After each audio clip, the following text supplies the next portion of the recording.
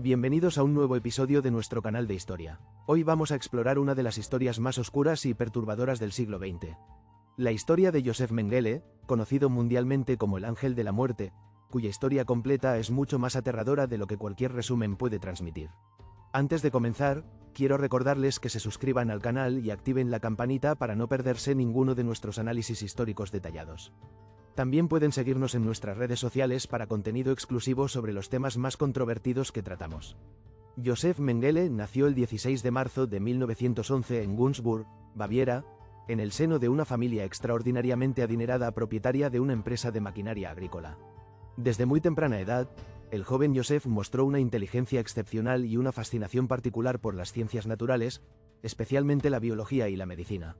Esta pasión inicial por el conocimiento científico se convertiría trágicamente en el instrumento de algunos de los crímenes más atroces de toda la historia registrada. Durante sus años universitarios en la Universidad de Múnich, Mengele se destacó como un estudiante brillante y meticuloso, con un futuro aparentemente prometedor en el campo de la investigación médica. Sus profesores lo describían como alguien con una mente analítica excepcional y una capacidad de trabajo que superaba a sus compañeros. Sin embargo, fue durante este periodo académico cuando comenzó a absorber las ideas raciales pseudocientíficas que estaban ganando popularidad en la Alemania de los años 30. Mengele se especializó en antropología física y genética humana, dos campos científicos legítimos que los ideólogos nazis habían pervertido para justificar sus teorías de superioridad racial aria.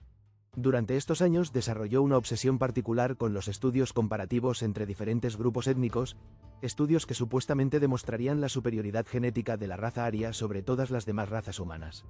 En 1937, cuando tenía 26 años, Mengele tomó la decisión que cambiaría su vida para siempre. Se unió oficialmente al partido nazi, convencido de que esta organización representaba el futuro científico y racial de Alemania. 2 años después dio un paso aún más comprometedor al incorporarse a las SS, la organización paramilitar de élite del régimen nazi responsable de algunos de los crímenes más sistemáticos de la Segunda Guerra Mundial. Obtuvo su doctorado en antropología física con una tesis sobre las diferencias raciales en la estructura de la mandíbula inferior, un trabajo que ya mostraba claramente los sesgos raciales pseudocientíficos que caracterizarían toda su carrera posterior como supuesto científico. El punto de inflexión definitivo en la vida de Joseph Mengele llegó en mayo de 1943, cuando fue asignado oficialmente al campo de concentración de Auschwitz-Birkenau como médico principal de las SS.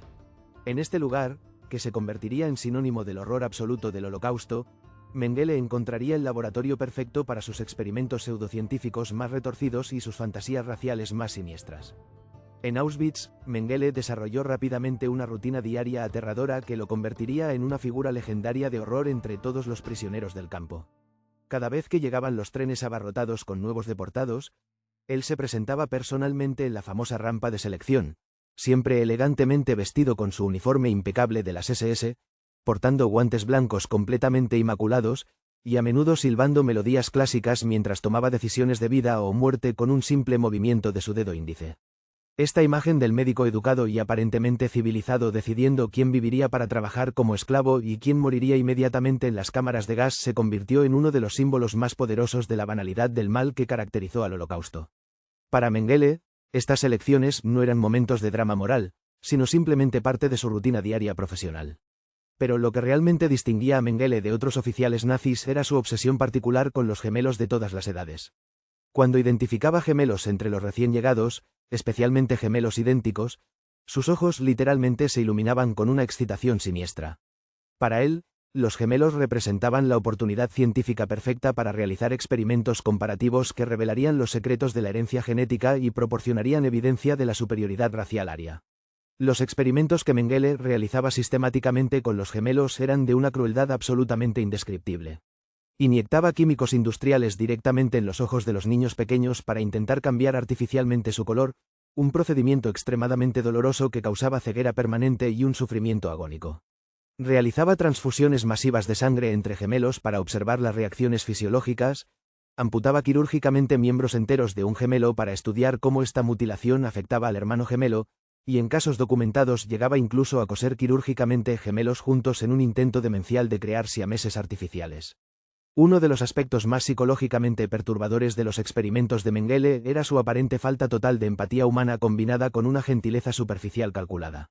Los supervivientes del Holocausto recuerdan vívidamente que Mengele trataba a los niños con una dulzura aparente, regalándoles dulces importados y juguetes costosos antes de someterlos a torturas médicas absolutamente inimaginables que duraban horas o días completos. Esta dualidad psicológica extrema entre la gentileza superficial y la crueldad sistemática lo convertía en una figura aún más aterradora para quienes lo conocieron directamente. Los niños no podían comprender cómo la misma persona que les daba chocolate y les hablaba con voz suave podía posteriormente causarles un dolor tan extremo e incomprensible. Mengele también desarrolló una obsesión científica particular con las personas que sufrían de heterocromía, una condición genética que causa diferentes colores en los dos ojos de una misma persona.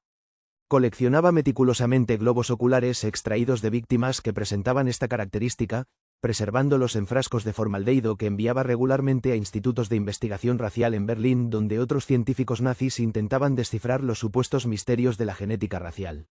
Sus experimentos se extendían mucho más allá de los gemelos e incluían inyecciones de enfermedades infecciosas en prisioneros sanos para estudiar la progresión de diferentes patógenos, experimentos de resistencia al frío donde sumergía a las víctimas en agua helada durante horas, estudios sobre los efectos de diferentes drogas y venenos en el organismo humano, y cirugías experimentales realizadas sin anestesia donde extraía órganos internos de personas vivas.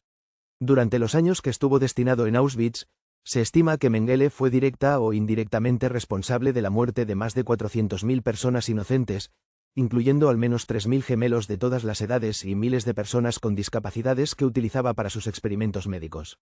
Desde su perspectiva completamente retorcida, nunca se veía a sí mismo como un asesino, sino como un científico pionero que estaba haciendo avances revolucionarios en genética humana.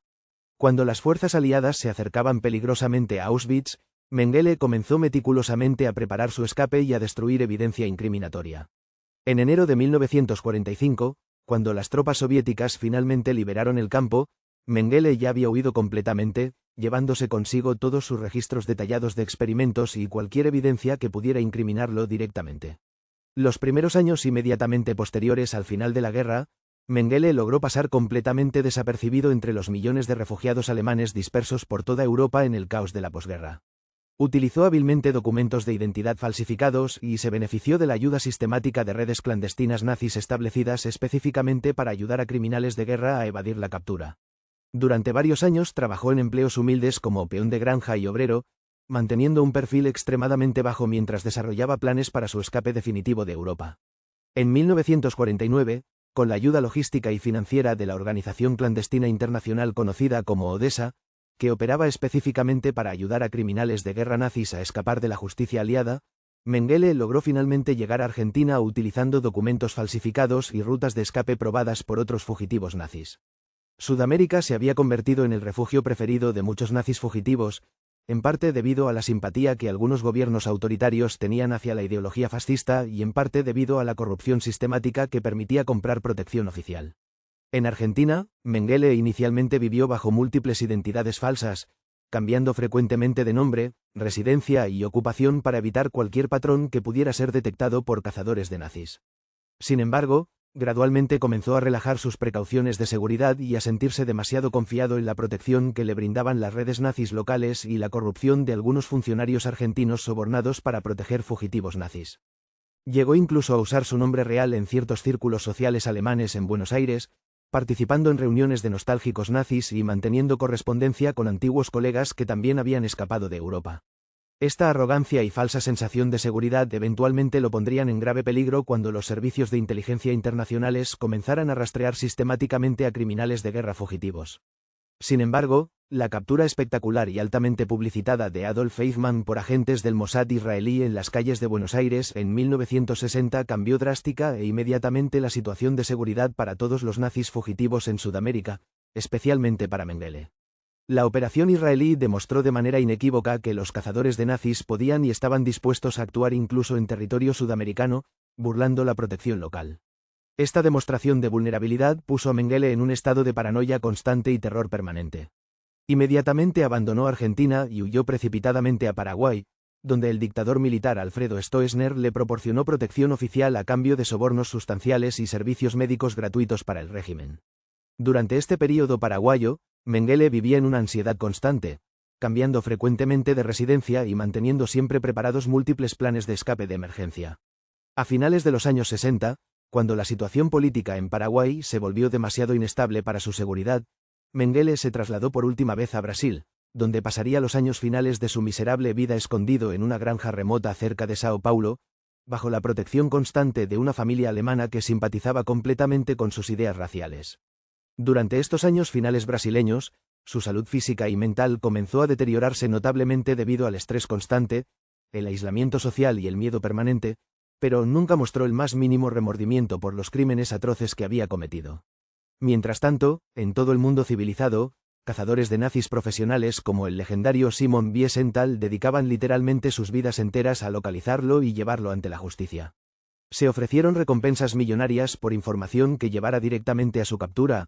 Múltiples operaciones de inteligencia internacional intentaron localizarlo mediante técnicas sofisticadas, y su fotografía se distribuyó en todos los aeropuertos, frontera y consulados del mundo.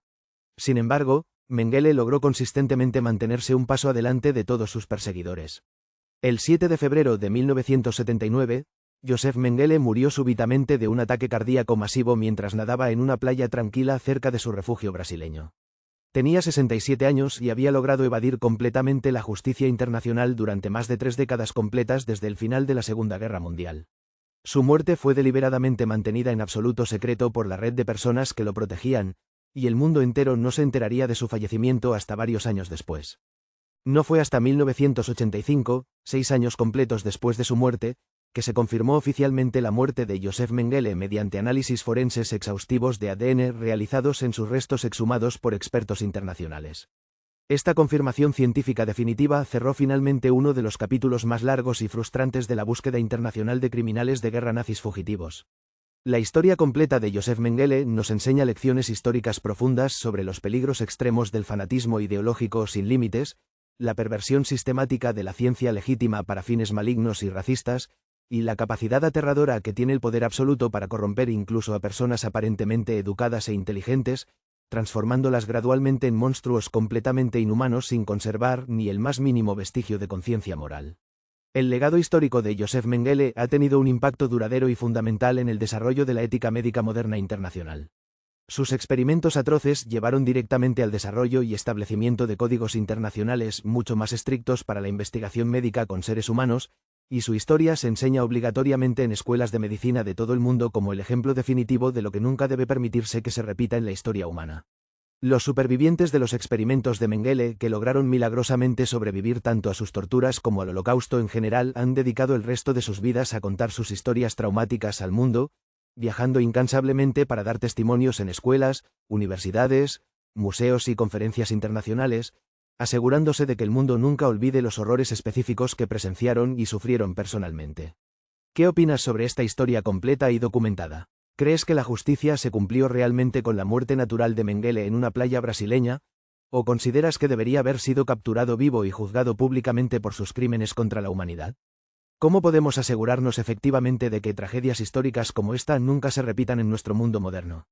Déjanos tus comentarios detallados sobre estos temas, comparte este vídeo si crees que más personas deberían conocer esta historia completa y documentada, y no olvides suscribirte a nuestro canal para más análisis históricos profundos de los eventos más impactantes de la historia humana. En nuestro próximo episodio exploraremos otro caso igualmente fascinante que cambiará tu perspectiva sobre el poder y la corrupción.